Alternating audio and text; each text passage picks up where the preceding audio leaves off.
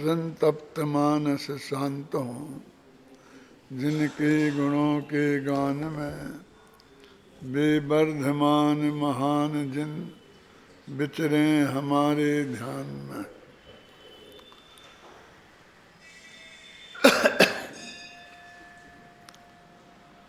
पंडित टोडरमल जी को मैं पंडितों का पंडित कहता हूँ। वैसे पंडित किसे कहते हैं? जो दूसरों की गलतियां निकालें, निरंतर दूसरों की गलतियां निकालते रहते हैं, उन्हें पंडित कहते हैं। और जो पंडितों की गलतियां निकालें, उन्हें पंडितों का पंडित, महापंडित कहते हैं।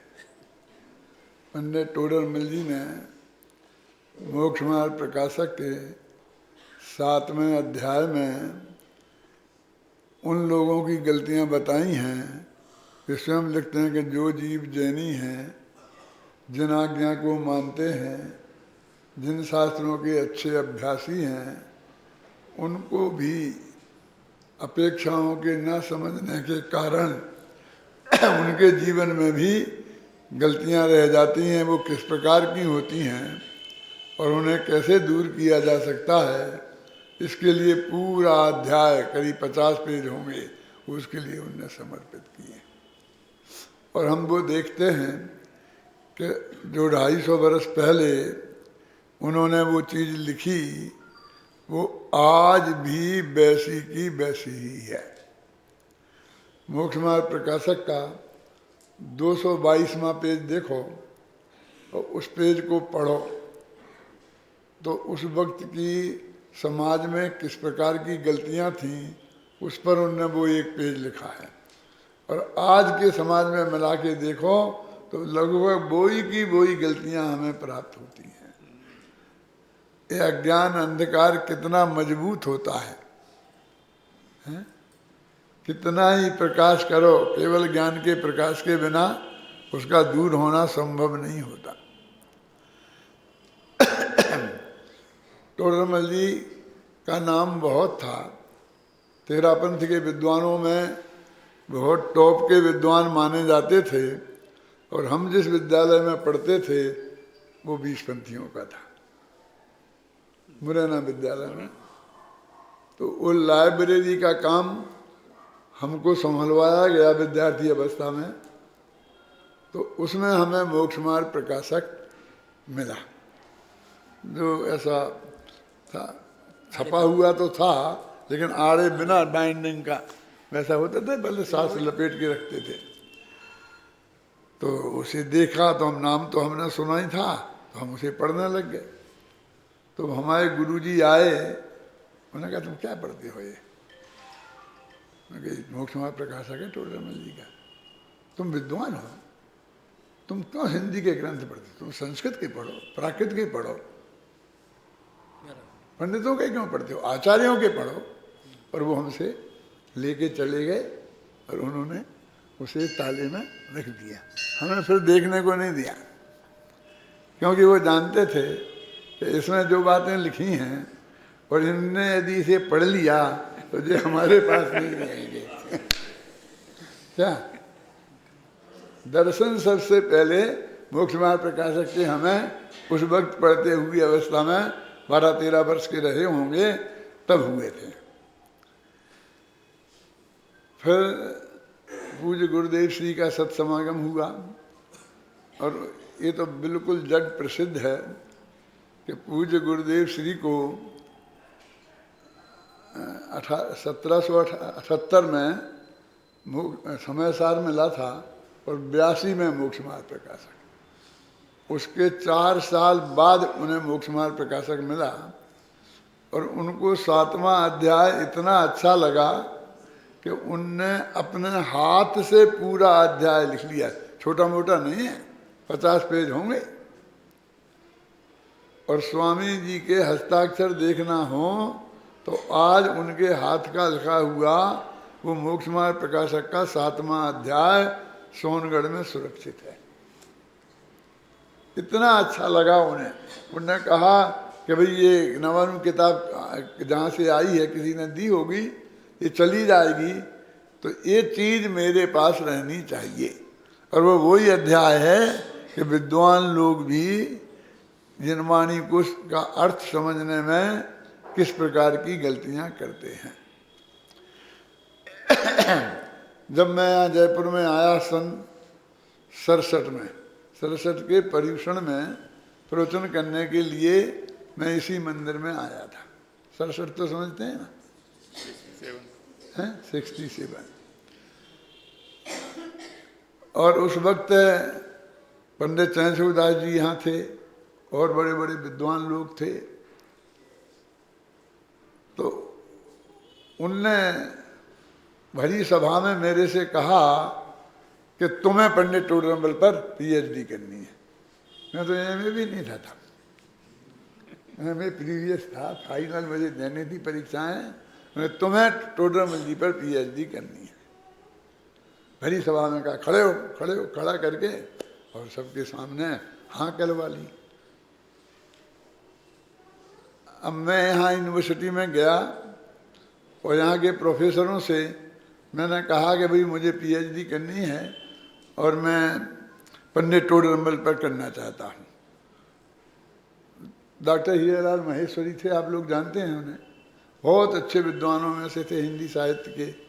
उन्होंने कहा कि भाई तो मैं पीएचडी तो मैं करा सकता हूँ, लेकिन टोटल ये सब्जेक्ट ठीक नहीं है, सब्जेक्ट मैं बताऊँगा।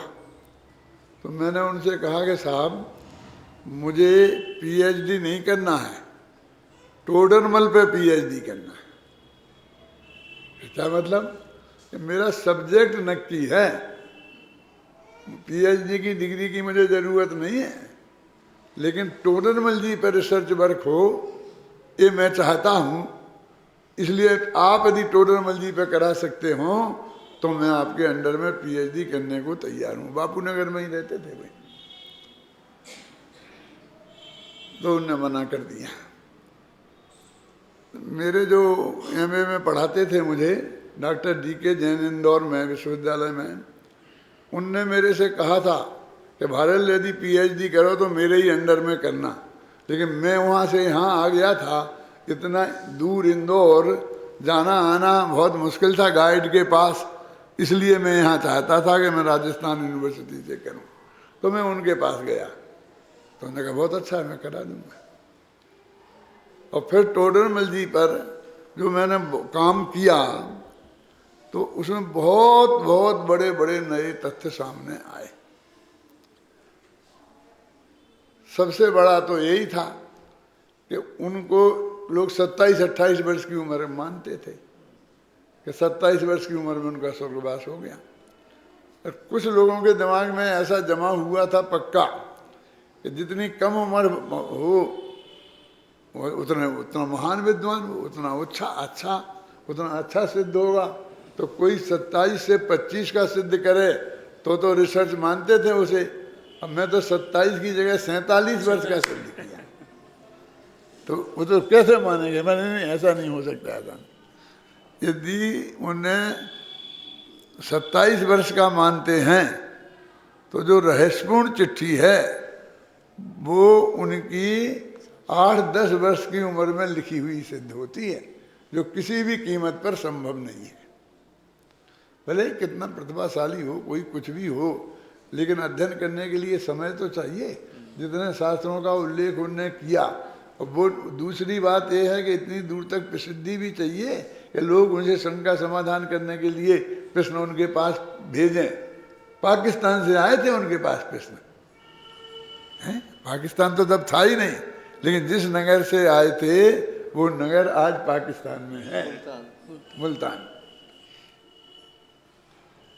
तो मैंने कहा ये नहीं हो सकता है, क्योंकि विक्रम संवत 1811 में वो चिट्ठी लिखी गई थी और ये मैंने सिद्ध कर दिया था कि 1823-24 के बीच में दीपावली के 5-7 दिन बाद चौथी पंचमी को उनका स्वर्गवास हुआ था। एक साल का अंतर रह गया कि 23 में था कि 24 में। तो उस हिसाब से यदि 27 साल के मानते हैं तो फिर उनका जन्म 97 का मानना पड़ेगा, और भी 11 में लिखी गई थी तो 10-12 वर्ष के रहे होंगे उस वक्त। लेकिन मुझे इतना मजबूत प्रमाण मिला, अलीगंज है उधर एक गांव है, वहाँ के शास्त्र भंडार में एक गुटका मिला है, इसका फोटो कॉपी मैंने इस किताब में छापा है। और वो फोटो कॉपी में आप नहीं पढ़ पाए क्योंकि वो पुरानी भाषा होती थी, तो उसका बगल में कि इसमें क्या लिखा है वो भी छाप दिया। आप उसे भी पढ़ सकते हैं और ऐसे भी पढ़ सकते हैं। तो जिसमें 2-3 बातें बहुत मर्म की लिखी, उसमें ये लिखा कि अवरत सम्यक दृष्टि पंडित टोडरमल जी 47 वर्ष की आयु पूर्ण कर स्वर्ग गमन की, इतना क्लियर लिखा। वो एक ग्रंथ है और उस ग्रंथ के अंत में एक पेज है, उस पेज में किसी श्रोता ने वो टिप्पणी वहाँ लिख दी टोडरमल जी का परिचय देते हुए, और ये बात लिखी। तो एक तो ये चलता था, पूज्य गुरुदेव श्री ये कहा करते थे उस वक्त, और की तो मैं परवाह नहीं करता था कि वे क्या कहते हैं, कौन क्या कहते हैं। वे कहते थे कि टोडरमल जी पंचम गुण स्थान वर्ती थे। और वो क्यों, क्या तर्क था गुरुदेव का? वो कहते थे उन्होंने लिखा ना, तो पहले अरहंत को नमस्कार किया, नमोकार मंत्र में सिद्ध को किया, आचार्य को किया, उपाध्याय को किया, साधुओं को किया, और फिर आगे उन्होंने लिख दिया यथा योग्य, जो जैसे हैं उसके लायक में उनको अभिवादन न करता हूँ, ऐसा लिख दिया। यानी उन्होंने कहा कि उन्होंने अनुवृत्तियों को नमस्कार नहीं किया, इसका मतलब ये अनुवृत्ति थे, वो उनके बराबरी के थे, उनसे छोटे थे, ऐसा वो तर्क देते थे। क्या? तो मैंने गुरुदेव श्री को ये बताया, फतेहपुर पंच कल्याणक में वो प्रमाण बताया कि देखो गुरुदेव श्री इसमें इतना क्लियर लिखा है कि ये इस तारीख में जिंदा कि वे टोडरमल जी अवरत सम्यक दृष्टि लिखा क्लियर व्यक्ति ने, यानी उनने कभी अपने को वृत्ति घोषित नहीं किया। तो वो तो लेकिन ये ऐसा क्यों किया? उनने जवाब, मैंने कहा ये तो पंच परमेष्ठी को अपने यहाँ नमस्कार करने की पद्धति है, तो उनने पंच परमेष्ठी को कर लिया। अब बाकी तो सब गृहस्थ है ना, श्रावक है ना, और वे भी श्रावक हैं, बस उनने इस हिसाब से सबको यथायोग्य लिख दिया। फिर बाद में माने कोई वो ऐसा प्रमाण नहीं है कि जिससे उनको अनुवृत्ति हम सिद्ध कर सकें। तो एक कि उनकी क्या पोजीशन थी, ये उनकी कितनी उम्र में उनका स्वर्गवास हुआ, ये, और एक बहुत से लोग कहते हैं कि आजकल ऐसे बड़े लोगों के बारे में ऐसी बातें प्रसिद्ध होने लग गई कि बहुत बड़े आदमी थे, ऐसे थे, और उनके कपड़े लंदन से धुल के आते थे, और ये होता था वो होता था। क्या ऐसी बातें वो महिमावाचक कही जाती थी। ऐसे टोडरमल जी के बारे में भी ऐसी बहुत बातें कही जाती हैं। लेकिन टोडरमल जी कुछ ऐसी बात भी हो सकती है कि जो जयपुर वालों को प्रिय नहीं लगे। क्या मैं कभी कभी कहता हूँ, सुनने वालों से भी कहता हूँ। एक दिन मैंने कहा था ना कि भाई ये स्टार ऑफ इंडिया, जहाँ गुरुदेव ने मोहपत्ती खोली और वहाँ आज ऐसा ही का ऐसा पड़ा है, वो तो ताजमहल बन जाना चाहिए था वहाँ तो, जब इतनी दुनिया की बातें बनी। वो उसकी उपेक्षा बर्दाश्त करने के काबिल नहीं है। ऐसे मैं ये कहता हूँ, टोडरमल जी को इसी जयपुर में अपनी आजीविका के लिए यहाँ से 150 किलोमीटर दूर सिंघाना में जाना पड़ा था, और वहाँ किसी सेठ के यहाँ मुनीमी करते थे। उनकी आर्थिक स्थिति अच्छी होती तो वे जयपुर छोड़ के इतनी दूर क्यों जाते थे?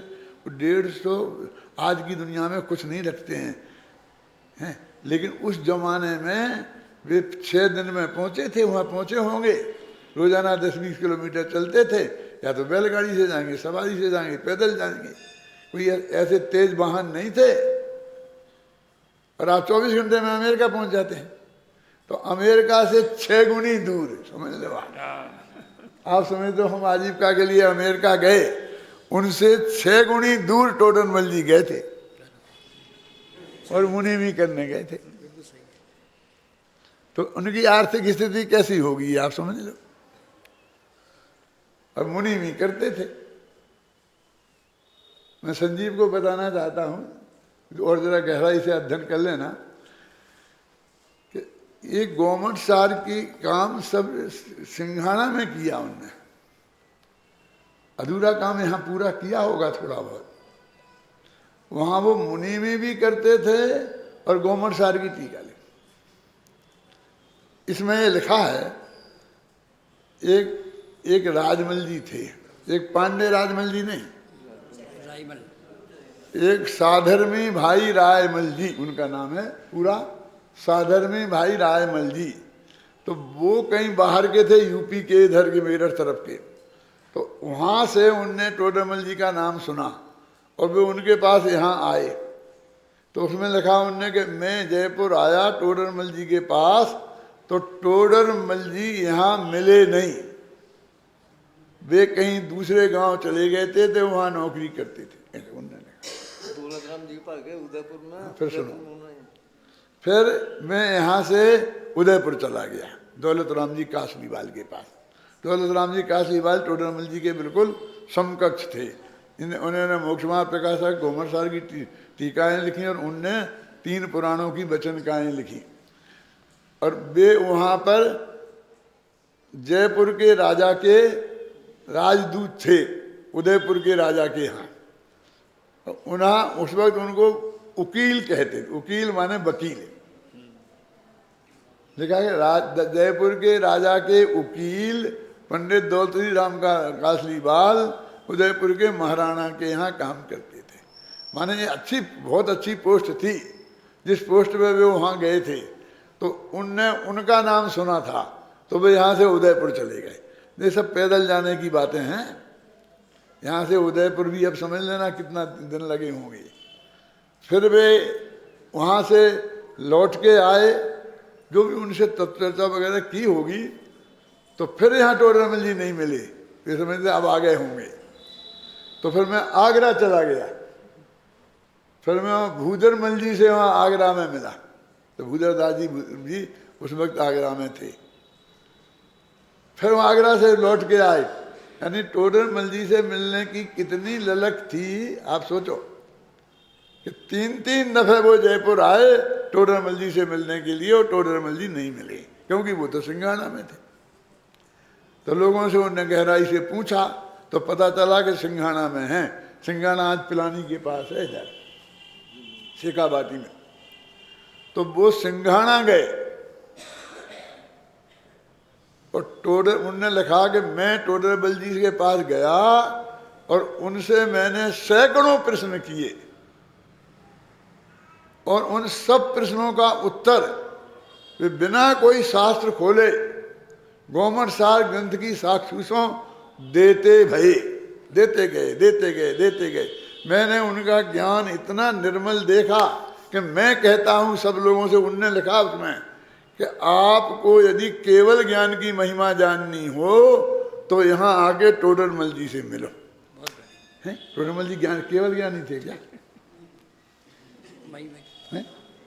तो केवल ज्ञान की महिमा जाननी हो तो तुम यहाँ आकर टोडरमल जी से मिलो, ऐसा लिखा। केवल ज्ञान की महिमा माने क्या? गोमट सार में जितना वर्णन है केवल ज्ञान की दिव्य धुनी में आया हुआ है। ये जीव इतने, ये जीव इतने, इस यहाँ पर इतने हैं, वहाँ पर इतने होते, वहाँ से ऐसे निकलते, नित्य निगुण से ऐसे वो सारा जो डिटेल्स है ना, वो सब केवल ज्ञान गम है। फिर मैं वहीं रह गया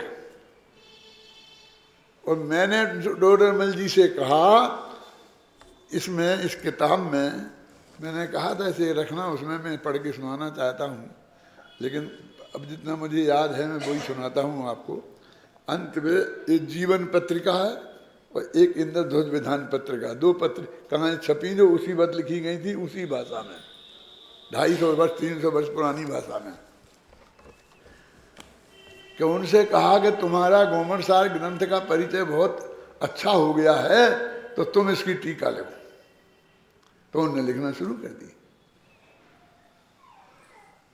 सब भी चंद का नाम रख दिया। हाँ सुनो, वहाँ लिखना शुरू कर दी और उनने ये लिखा कि वे लिखते गए और हम बाँचते गए।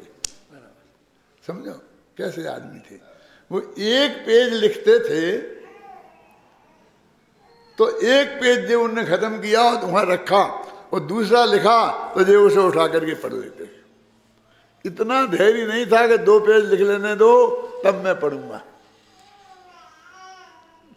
वे ब्रह्मचारी थे, गृह त्यागी थे, समझे ना। और इस गृहस्थ थे, बाल बच्चों वाले थे। इनके 2 लड़के और 1 लड़की थी।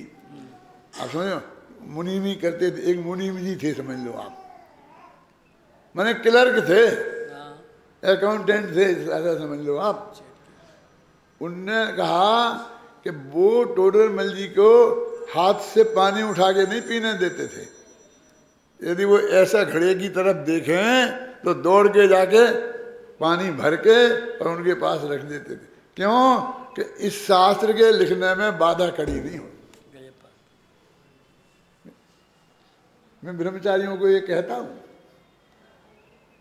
कि या तो तुम टोडरमल बनो, नहीं तो राजमल बन जाओ। या तो तुम ऐसा साहित्यिक काम करो, महान काम करो, है ना, और नहीं तो उनकी सेवा में लग जाओ तो कम से कम वो काम करे, क्योंकि उनको सहयोगी तो चाहिए। उनके पेन की, दवात की, कागज की, ये सारी व्यवस्था में जुटाता, वे जुटाते। उन्होंने कहा वे लिखते गए और हम बाँचते गए। उसका मुझे साक्षात अनुभव कब हुआ? ये अपना ब्रह्मचारी यशपाल जी है ना, अभी वो उदयपुर कहीं कहाँ गए, बांसवाड़ा में है, यहाँ है नहीं, आप लोग मिल नहीं पाए उनसे, हैं आ गए, मिलना, आप मिल लेना उनसे। ये करीब 15-25 साल से मेरे साथ ऐसे ही जुड़े हैं। मैं जितना लिखता हूँ एक दिन में, वे रात को नहीं निकलने देते, वो पूरा उस दिन पढ़ना है उन्हें। जितना लिखा उस दिन पढ़ना है।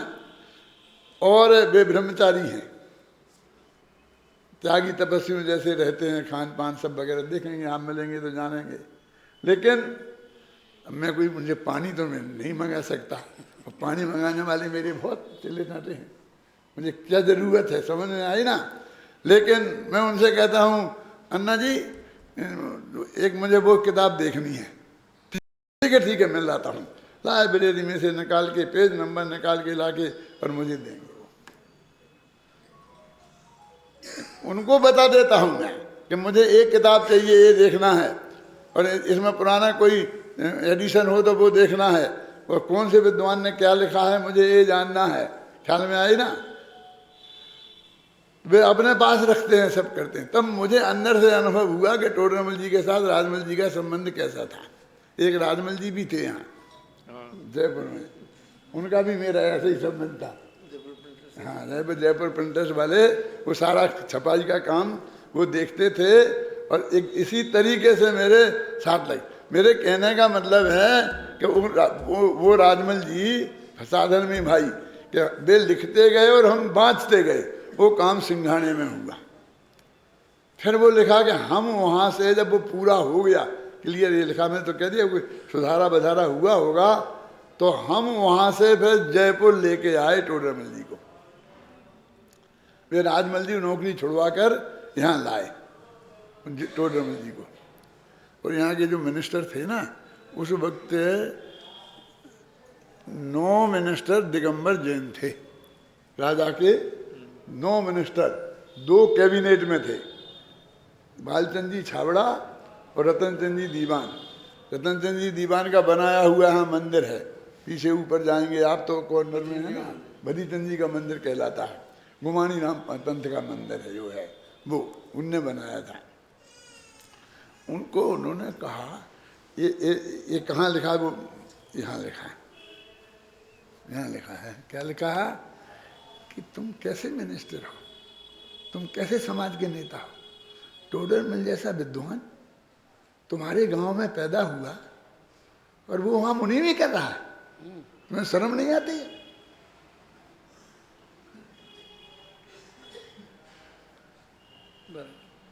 मैं ले आया हूं उन्हें यहाँ, सारी व्यवस्था तुम्हें करनी है। उनने हाथ जोड़ के कि महाराज हम सब करेंगे, हम सब करेंगे। और उन दोनों ने फिर टोडरमल जी की सारी व्यवस्था जमाई, यहाँ मंदिर में प्रवचन शुरू कराए, उनके लिखने के काम उन्होंने मोक्ष मार्ग प्रकाशक यहाँ लिखना शुरू किया। मोक्ष मार्ग प्रकाशक इस मंदिर में लिखा गया है। ख्याल में आई ना? और ये सारी, मैं ये बात आपको ये बताना चाहता हूँ कि उनने इतनी अच्छी व्यवस्था की पंडित टोडरमल जी की। वो टोडरमल जिनको अपनी आजीविका के लिए इतनी दूर जाना पड़ा था, ये गांव वालों ने उन्हें मुनीमी की नौकरी नहीं दे पाई, इसलिए मैं जयपुर से नाराज हूं। क्यों? समझा? टोडरमल जैसे पंडित को, विद्वान को, ये जयपुर वाले एक नौकरी नहीं दे सकते थे, जो उसे इतनी दूर नौकरी करने जाना पड़ा। बाद में तो कर दी कि साहब हमें पता नहीं था, हमें पता नहीं था कि वो इतने बड़े विद्वान हैं, ये हैं, वो हैं, वो हैं। अब मैं कह रहा हूं ना, इतनी बढ़िया व्यवस्था की।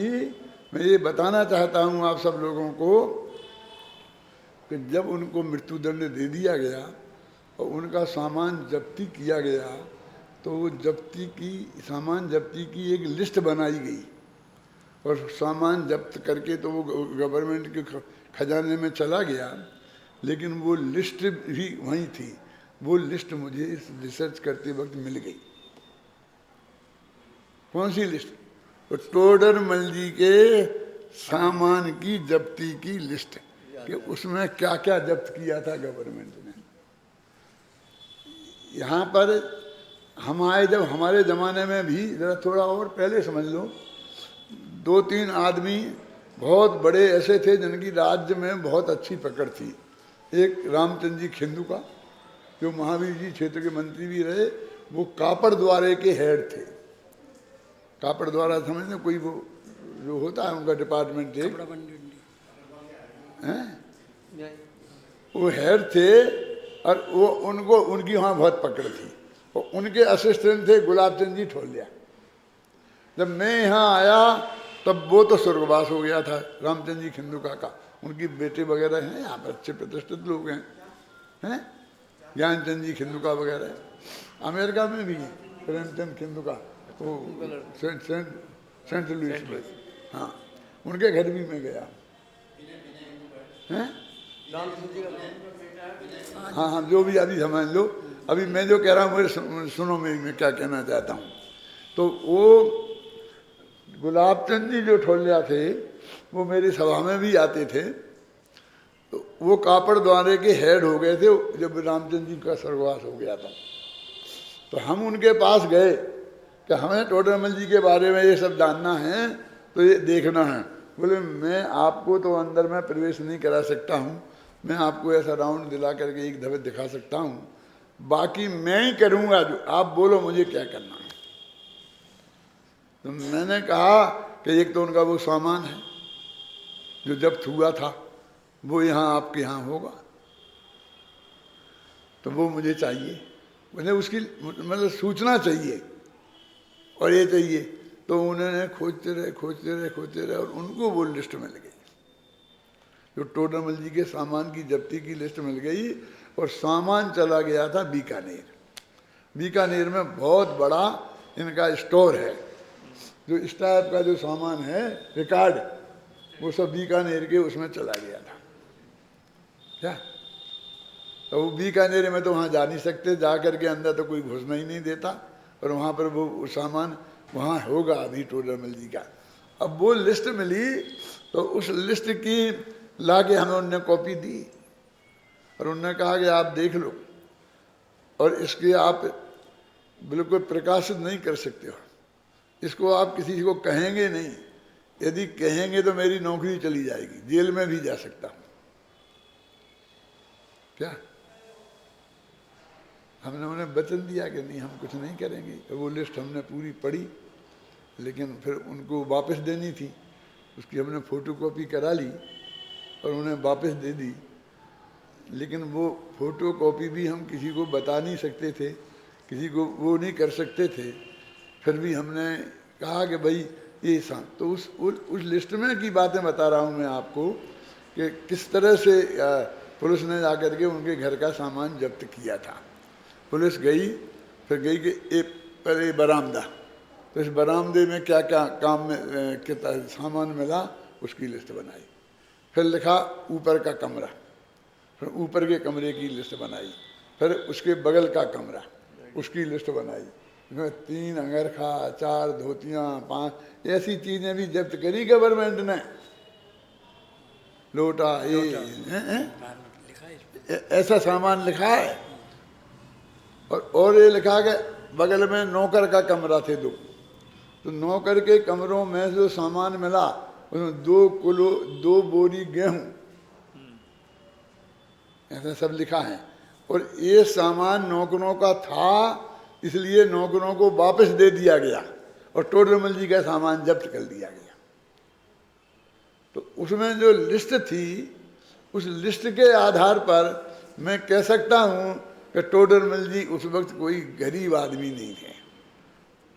जैसे सामान्य सब ग्रस्त होते हैं अच्छे, आप समझे ना, जिनको कोई ऐसी राजजीविका की चिंता नहीं हो, बहुत अच्छा था वो। मैंने रतनचंद जी और बालचंद जी छाबड़ा ने जो व्यवस्था की थी वो कोई ऐसी नहीं की थी कि चपरासियों जैसी कर दी हो कि ठीक है 2 कमरे दे दिए तुमने अपने उधर कौन जहाँ पर नौकरों को ठहराते हो ना, पंडित जी को भी वहीं दे दिए। ऐसा नहीं था, पूरा मकान था, मड़ा था, अटारी थी, नीचे थी, ये कमरे थे, वो कमरे थे। उसका नक्शा चाकसू के चौक में था।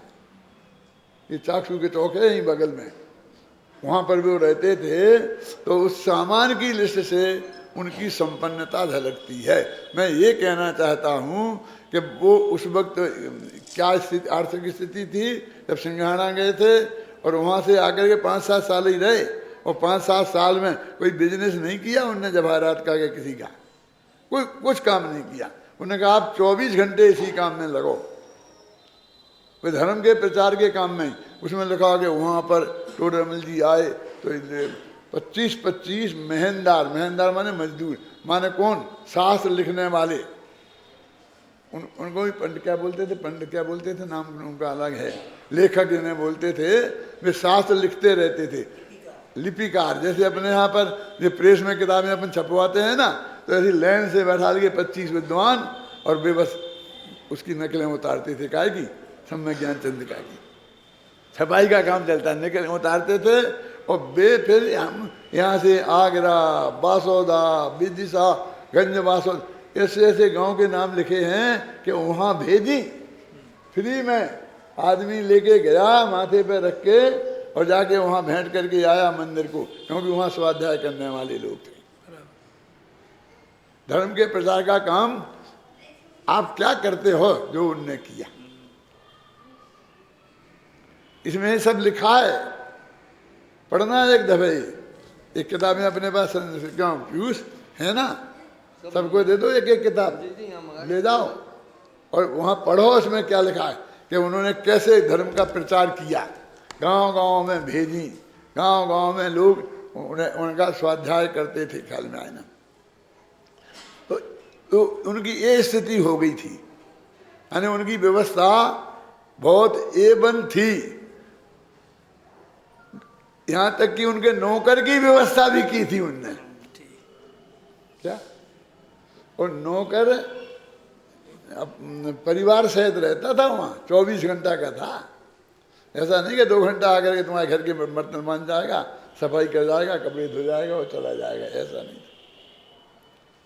कैसा था, उसको रहने का ऐसा मकान था ना, नौकर को रहने को। आज किन किन के घरों में नौकर के रहने के लिए मकान बने हैं साथ में।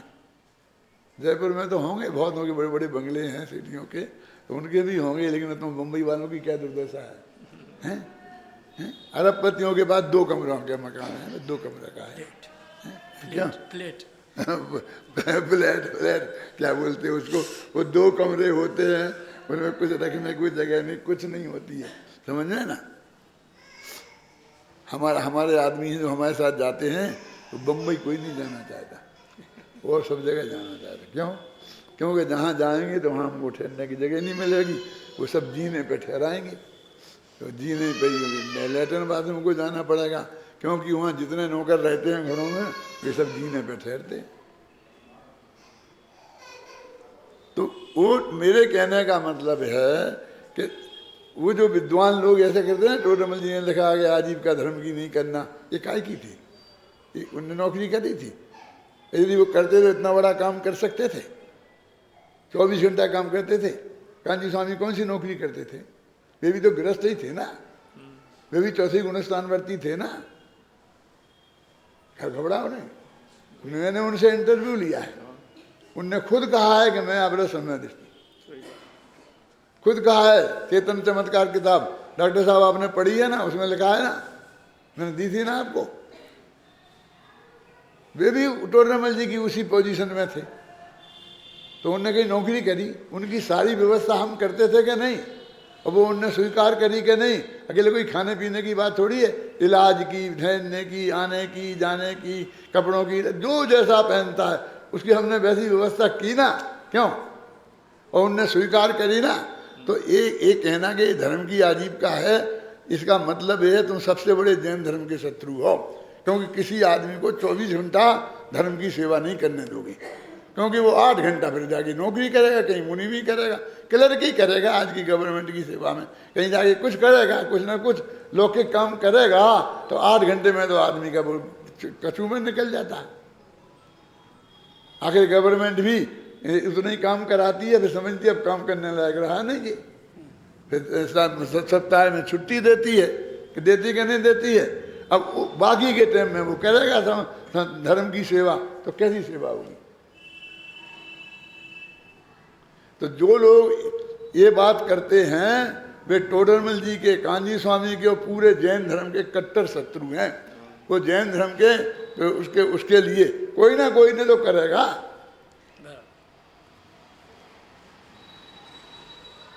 माने मेरे पिता ने की है तो वे भी समाज के एक आदमी है, मेरे ससुर ने की तो वे भी समाज के एक आदमी है, मेरे किसी ने भी की, तुमने की, इनने की, तो सब समाज ही के आदमी तो हो। यदि मैं 24 घंटा इस काम में लगूंगा, क्यों? तो मैं सांस भी तो लूंगा, खाऊंगा भी, पीऊंगा भी, उठूंगा भी, बैठूंगा कि नहीं? यदि मैं उसमें अपना समय लगाऊंगा तो वो आदमी बहुत ईमानदार होता है, बेईमान नहीं होता है। तो वो पूरी मेहनत करेगा।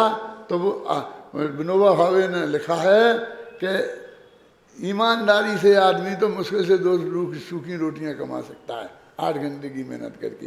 बेईमानी करके तुम चाहे जो कुछ करो तो उसमें तो थक के चकनाचूर हो जाएगा। तो वो कैसे सेवा करेगा? तो वो टोडरमल जी की वो जो लिस्ट है उससे उनकी समृद्धि का पता लगता है। और सिंघाड़ा जाने से उनकी इस बात की कह कि ये थी। तो समाज ने यदि वो आए, एक बाहर का आदमी आया था जो राजमल साधर्मी भाई, वो जाके सिंघाड़ा गया तो उसने टोडरमल जी को पहचाना। क्यों? नहीं तुमने तो नहीं पहचाना था, तुम्हारे तो गांव में रहता था, कोई तो पड़ोसी होंगे उसके, कोई तो होंगे गांव के हैं। दीवान साहब को पता नहीं था कि गांव में कोई एक विद्वान भी रहता है।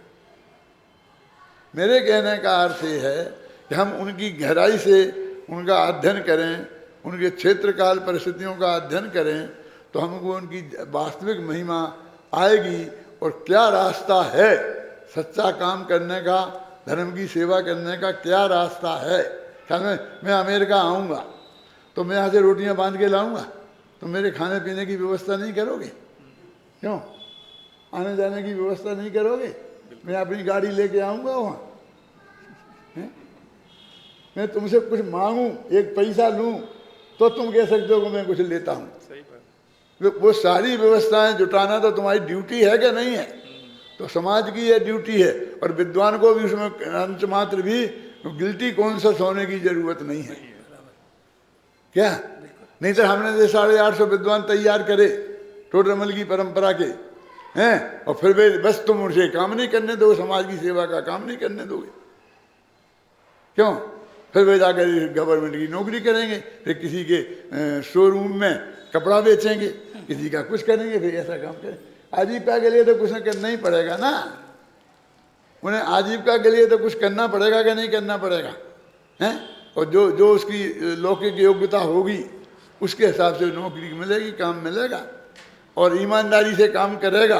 तो व्यापार में कोई ऐसा है नहीं कि एकदम वो जाए, उसमें भी तन तोड़ के मेहनत करनी पड़ेगी, है ना।